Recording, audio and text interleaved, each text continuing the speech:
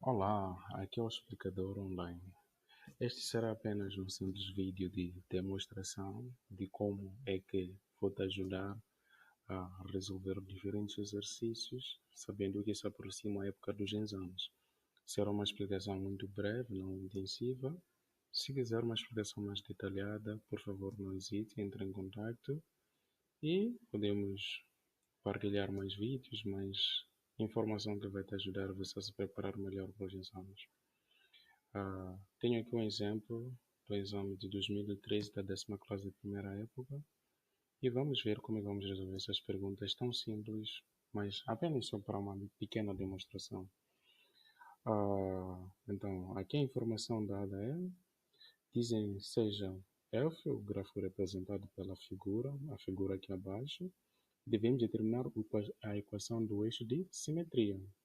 Então, para determinar a equação do eixo de simetria do gráfico, temos que saber que o eixo de simetria é o ponto em que divide, no qual podemos traçar ou tracejar uma reta que pode dividir o gráfico em duas partes simétricas.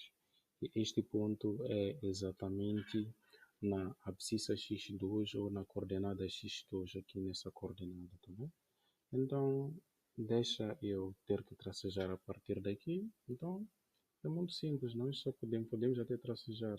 Irão perceber que quanto mais eu tracejo, o que acontece é que um gráfico é dividido em duas partes simétricas. Nesse ponto de abscissa x igual a 2. Então, significa que o eixo de simetria desse gráfico é simplesmente x igual a 2. Né? E vão perguntar, mas como é que tu sabes que é x? Bom, tiramos a referência através da coordenada. Se for a ver, esta aqui é a coordenada x. Então usamos isso como nossa referência. Tá? Depois, a seguir, também temos aqui a outra linha que temos que ver do problema, outra linha que nós temos que ver do problema. Então dizem, determine o contradomínio. Então, o que devemos entender é que toda hora que se fale de contradomínio, estamos a estudar a existência do gráfico da função no ponto ou no eixo y. O contradomínio é a existência do gráfico no eixo x. Vocês percebem, por exemplo, que como é que tu fazes? Tu tracejas retas horizontais ou perpendiculares ao ponto de abscissa, ao eixo em questão.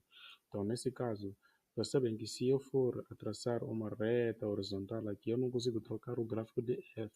Isso quer dizer que nesse espaço aqui ou nessa área, o gráfico não está definido. Eu começo a tocar o gráfico da função exatamente no ponto y igual a menos 1. Porque se eu começo a traçar daqui, eu toco o gráfico. E posso continuar fazendo isso, onde ver que eu he de tocar o gráfico infinitamente. Por que eu digo infinitamente? Porque isso estende-se e isso também estende-se. Da mesma forma que o eixo estende-se. Então, quanto mais eu continuo subindo, será infinitamente. Então, neste caso, o contradomínio será o ponto de partida foi menos 1, tem que ser intervalo fechado, menos 1. Depois que tem que ir até o mais infinito, ok? E muito importante aqui, temos que ter noção que tudo isto é definido em y, então tem que dizer que y tem que pertencer a esse intervalo. Y tem que pertencer a esse intervalo. Então, assim terias um valor referente a essa questão. A outra questão também que devemos verificar, espero que tenham percebido a questão do contradomínio. A outra questão que temos que verificar também é a questão de coordenada do vértice. A coordenada do vértice é muito simples, porque, conforme conseguem ver, este gráfico é uma parábola e vértice simplesmente é onde temos o ponto de curvatura da parábola. E se forem ver, este aqui exatamente é o ponto de curvatura da palavra. Só temos que tirar as coordenadas. Então, devem ser as coordenadas x, que simplesmente chamamos de x-vértice, e a coordenada y, que chamamos de y-vértice. Okay? Esses aqui são os pontos de curvatura da parábola. Então, o ponto de curvatura, para ler o x é do ponto, tu vais até o eixo x, o valor que eu tenho é 2. Então, o x-vértice será 2. E para ler a coordenada y da parábola, vou ter ao ponto A até o eixo y, que é menos 1. Então, posso representar isso em forma de coordenadas, de um par de coordenadas, conforme vocês conseguem ver aqui. Então, eu tenho 2 e menos 1, como as coordenadas do vértice. Ok? Depois, o segundo ponto nós temos que determinar, nesse caso, temos que determinar a expressão analítica. a expressão analítica é como se fosse a expressão algébrica dessa parábola que foi dada-nos graficamente. Tem muitas formas. Aqui temos tanto as coordenadas de x1, x2, temos também o vértice. Você só escolhe o método ou a estratégia mais apropriada para ti. Eu vou usar apenas um. No caso de precisarem usar a outra estratégia, é só partilhar, é só adicionar nos comentários e eu entender usar outra estratégia. Devemos, nesse caso, determinar o x1 e o x2, que é muito importante. Então, temos aqui esta coordenada aqui, é que corresponde a x1, tá bem? E esta coordenada aqui corresponde a x2.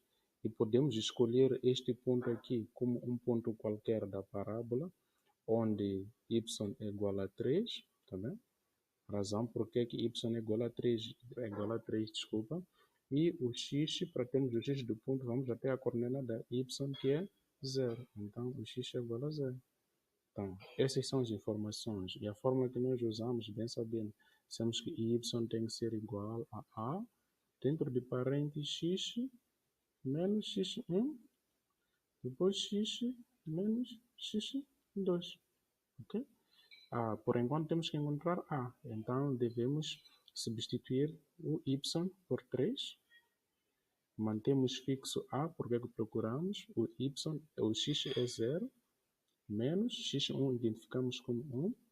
Dentro de parênteses, x mantém-se como 0, menos o x2 identificamos como 3.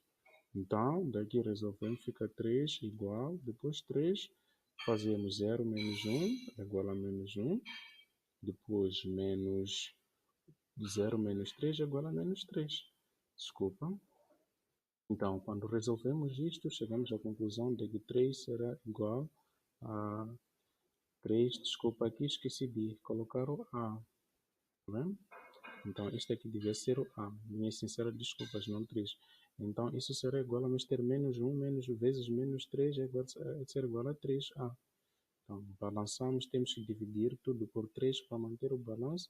Então, esse 3 cancela com 3. 3 dividido por 1 é igual a 3 dividido por 3 é igual a 1, que fica então como resposta 1 é igual a A, ou simplesmente A igual a 3. Tu podes ler essa igualdade tanto neste sentido como do outro sentido, tá bem? Então, já calculamos o valor de A, muito simplesmente encontramos como A igual a 1. Permitam-me apagar tudo isso, tá bem? Porque era apenas adicional. A informação que é importante que eu coloque aqui de lado é que A é igual a 1. E vocês todos perceberam como é que eu tive A igual a 1. Tá bem? Só tem que colocar aqui que A é igual a 1. Então, para fazer a expressão analítica por final, tu voltas a escrever a fórmula. Tá bom? Mantens o A dentro de parênteses, x menos x1, e depois x menos x2. Tá bem? E quando resolves, lembre-se quando tu fores resolver, agora tens que fixar o y e o x para teres uma expressão analítica. Então mantens o y, não substituis, a foi igual a 1, é irrelevante, mas devemos mostrar. Tem que fixar, sim, eu não posso substituir o x menos, depois coloco a coordenada de x1 que é 1, depois escrevo x menos, coloco a coordenada de x2 que é 3. Resolvo normalmente isso como expandir parênteses. E tem muitas formas. Tu podes fazer x menos 3, significa que isto multiplica tudo que está dentro de parênteses. Depois eu pego o menos 1, aqui menos 1, depois dentro de parênteses, x menos 3. A expansão de parênteses multiplica a propriedade distributiva x por x, x ao quadrado. X por menos 3, x. Depois menos 1 por x menos x. Menos 1 por menos 3 mais 3 também. E combinamos. Menos 3x menos 3x menos x há de ser igual a menos 4x. Então, finalmente, a expressão analítica fica x ao quadrado menos 4x mais 3. Então, como solução para aqui, simplificando, ficamos apenas com a expressão analítica y igual a x ao quadrado menos 4x mais 3. A observação se é correta ou não, o valor de A, lembre-se que é 1, é positivo e a parábola está voltada para cima, verifica. O valor de C é igual a 3, conseguem ver o valor de C é 3 e o valor Se forem ver, da interseção com a parábola com o eixo dos y é 3. Então, verifica. Está correto, tá bem? É assim mesmo como nós devemos resolver. Muito obrigado. Vou parar a aula por aqui.